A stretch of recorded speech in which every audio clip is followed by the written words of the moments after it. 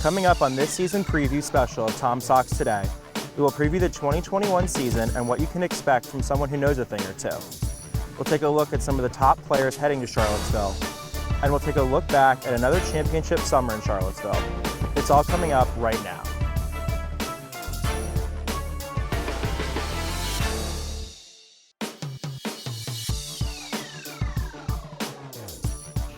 Welcome back to Crutchfield Parks, where the Charlottesville Tom SOX are taking on the Covington Lumberjacks tonight. I'm Fenstermaker, and I can't wait to welcome you to the action this season. Now, before we get into what's going to happen this year, let's take a look back at the last time the Charlottesville Tom SOX were on the field.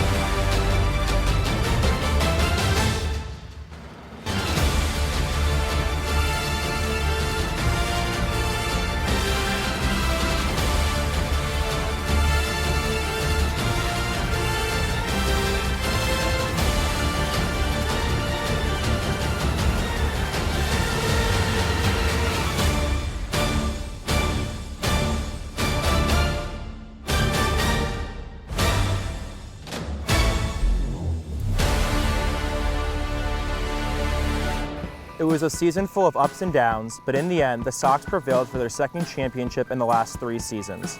In the playoffs, the Tom SOX had a 6-2 record, defeating Covington, Stanton, Strasburg in a best-of-3 series. 4 pitchers had an ERA under 3, including Sam Crawford with a 2.51 ERA and a team leading 14.1 innings pitched and 17 Ks. This team took it to a whole new level in the playoffs. It all ended with another championship in Charlottesville. Today I'm joined by Jeff Burton, the recruiting coordinator for the Charlottesville Tom SOX. Jeff, how are you today? I'm doing great. Thanks for having me. Of course, anytime. Now, there's a lot of really good talent on this roster, but let's start with the pitching. Obviously, Trace Bright's going to be the pitcher tonight for the Tom SOX. Really good pitcher, really quality guy with a lot to offer for this team. How do you think he's going to contribute to the Tom SOX day one? Yeah, when we had a chance to sign Trace back at the beginning of the fall, Trace was being projected in the 2022 draft in the top 5 rounds. Trace is overflowing with talent. He, at this point in time, hasn't really been stretched out. Most of the time, he's a 2 to 4 inning guy.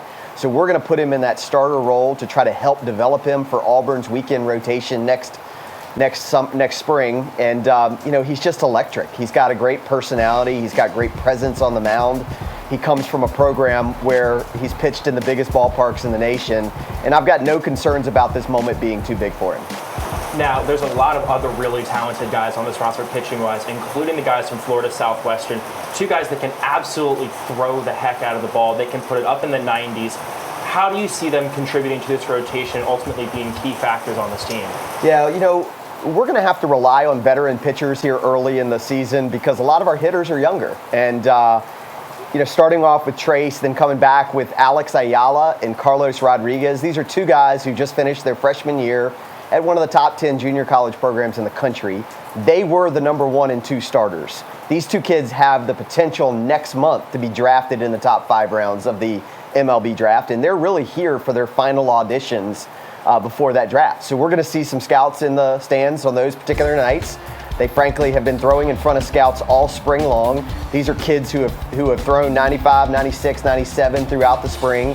And they've just got great presence about them. They've thrown in big moments as well. So we feel really good about what's going to get us going each night when we have Bright, Ayala, and Rodriguez on the mound.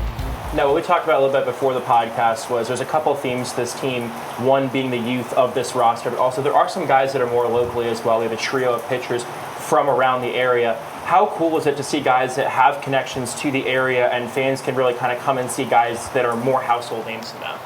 Well, we think it's huge. We think it's huge for fan interest. We think it's huge for the gate, for people coming out. And one of the reasons we built the Tom Sox when we started it in 2014 to play our first season in 2015 was to give kids in our area a vision for what they might become should they work really hard. And, this year we've got two kids who just finished their freshman years, one at NC State. His name is Garrett Payne. Started out at Western Albemarle High School, then finished at the Miller School. Andrew Ward, who pitched at Fluvanna County High School. He's the first Fluvanna County kid we've ever had on our squad. He's at VCU, had a fantastic freshman year coming out of the bullpen. And we have a familiar name coming back again in 2019, Jacob Haney, who's been at William & Mary for the last 4 years. He started out at Orange County High School, then moved over to the Covenant School. Jacob had a very good season for us in 2019. He's decided to go back to William & Mary for a graduate year, and we had the chance to pick him up to help us get started at the beginning of the summer. Now, we all want to see a good pitcher. We all want to see some great balls being thrown. But I'm looking at that fence out there, and there's definitely some marks we can hit some homers out of there. We have a lot of really good batters on this roster. Ryan Dial is the first name that comes to my head. Just with the need for great batting in such a talented Valley Baseball League, what kind of presence does he bring to this team? Well, Ryan's got a great presence about him. He was a highly coveted kid coming out of high school in Georgia.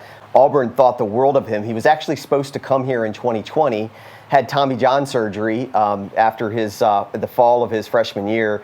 And so he's just kind of getting back into catching. What Ryan has always been able to do is hit the baseball. He's a left-handed stick with a lot of power. I could see him batting in the middle of the lineup for Auburn next year.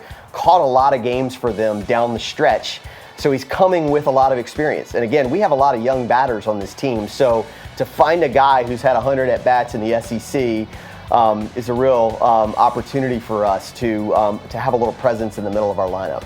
And another name that really struck me when I was looking through the rosters, all the talent there, Trevor Candelaria. I think he can really add a lot to this roster. What do you think he brings to this team, a team that really needs to perform well if it wants to repeat for its 2019 championship? Yeah, Trevor's another one who's just got loads of experience. He came in as maybe the highest-ranked kid ever to go to Davidson College. Davidson has been maybe the school that sent us the most players over our 6 years of playing baseball here in Charlottesville.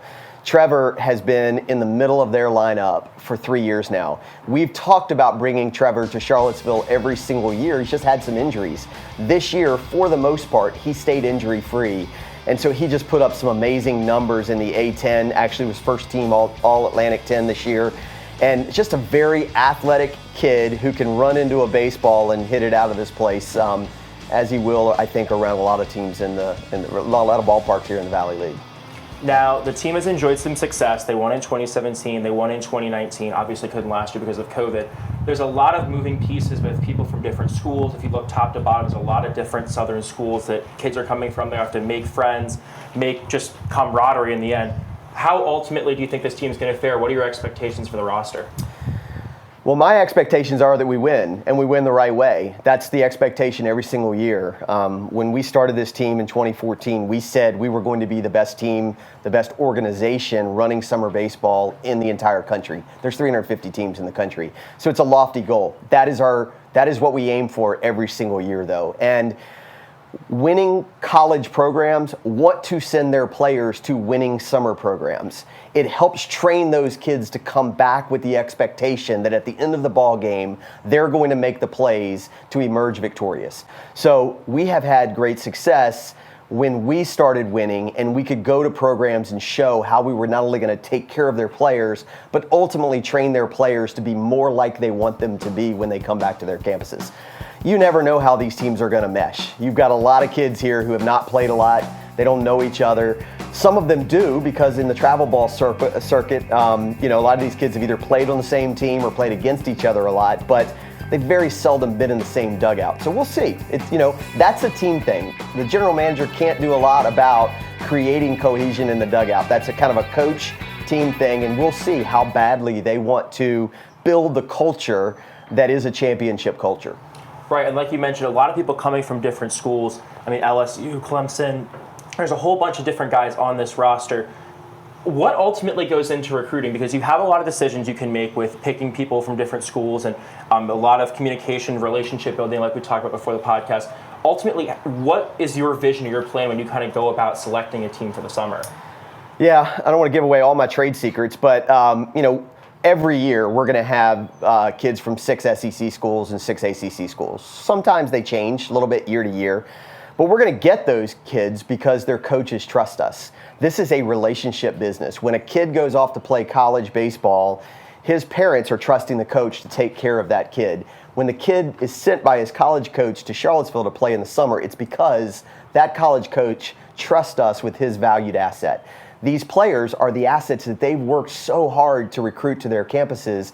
Our job is to take care of them and help them prepare for the next chapter in their lives. So we've had really good success at building not only relationships, but what I would call transformational relationships with these coaches. Some of these coaches are my best friends. They trust me personally, and they trust me with their players. And so that's why I think we not only get the players, but we get players from the same schools year after year. When you talk about LSU, the coach that sends us players from LSU, I have known for 15 years. When you talk about Auburn, I have known that coach for 7 years. When you talk about Clemson, we've known that coach for 10 years. So these are not one-time relationships. A lot of summer teams are transactional in nature. They'll pick up the phone and call a coach and say, who can you send me? We don't do that. We build a relationship with the coach. The coach knows what we want. He offers us players that fit our culture, and our culture is winning. But our culture also is community service and being great in the host families and being great to the kids who are staring through the fences watching their heroes on the field. So we think we're getting kids from the best schools in the country because we work really hard to have relationships with these coaches. And you talk about those kids, peering through the fences. I'd be remiss if I don't look at the logo behind me in the high school over there. A lot of these kids are going to be in the stands watching these guys, having aspirations. Being a young athlete myself, I know I wanted to be like those guys growing up. What does it mean to finally have baseball back in Charlottesville? I mean, you can see the hill out there where fans are going to be sitting. The seats over here can fit 1,500.